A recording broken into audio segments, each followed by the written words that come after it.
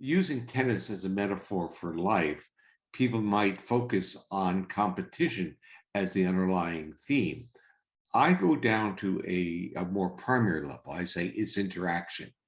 And what is the interaction telling us or teaching us? Is teaching us to be very attentive of the other person's bodily movements, facial expressivity, muscle tension, gait. So we're picking up all these cues through our own neuroception we have to now interpret.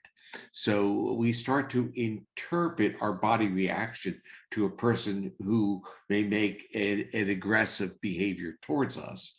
And we have to now deconstruct that before we react on an impulsive, reflexive level. So putting it back, simplifying it, it's not just competition, it's social interactions in which the cues are not necessarily welcoming. And in a sense, that's what competition is. That's what social interactions that are competitive or non-supportive.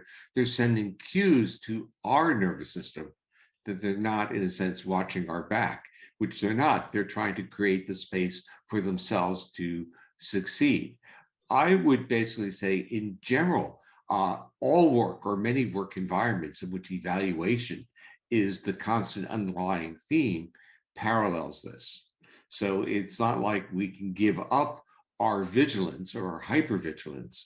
We now have to manage that need to be safe enough to function at a high level. And I think Michael's videos and Michael's presentations, basically using tennis, are really saying the successful tennis player is one who is able to navigate in a physiological state during great adversity, but not, in a sense, losing it, maintaining enough self-regulatory activity and actually using the social interaction with the competitor as a way of co-regulating. So picking up some cues from the other that are not cues of threat, but cues of interaction.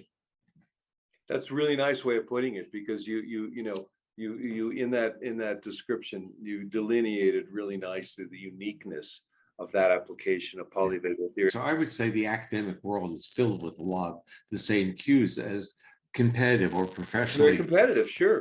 Professional competitive tennis, because you may get lots of cues of people being threatened by success.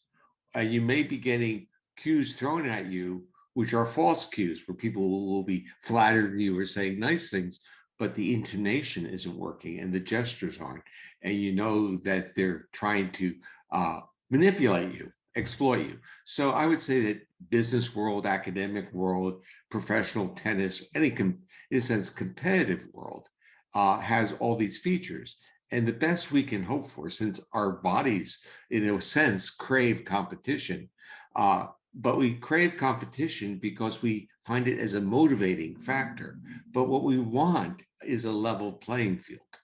We want a level playing field where we can express ourselves well and feel good, even if we don't win.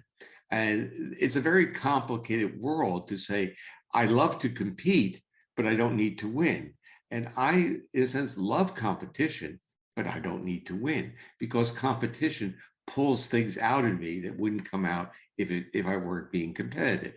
We crave level playing fields. We crave I would say, the excitement, the exuberance of fair competition. In business, this is not always the case, and in academics, it's not the case, because I often say that the people who succeed in those dimensions or those areas often haven't had the history of success on a level playing field. Therefore, they have to now figure out how they can thrive, survive, and basically prosper. And often it's through other types of actions. That's a big difference between the types of competition, because I would argue that we crave that level playing field because we can play there.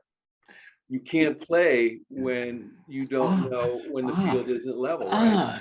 The important point is the level playing field allows features that we call play to Yeah. emerge. Not play, I'm playing in a competitive market or playing this, but the aspect of playing, which Like the has play zone reciprocity. play, like Michael's play zone play. Yeah, I mean, it's right. really the emergent properties of Exactly, ventral exactly. plus sympathetic. Yeah, control. and even in academics, when you have that, you basically have dialogue with colleagues where you're criticizing each other, but what you're doing is identifying vulnerabilities, and then you're trying to counter with a way of saying those aren't vulnerabilities, you're not understanding me.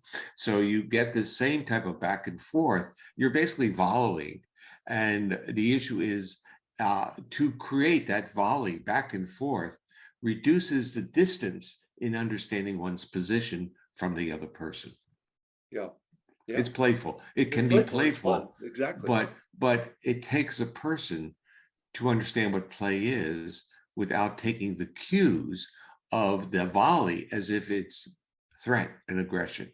It's like I'm playing tennis, but someone hits a hard ball at me, and my body says, "Oh, they're going too hard." It's And you see it all the time in professional tennis where someone who might be even at a very high level forgets that they're playing.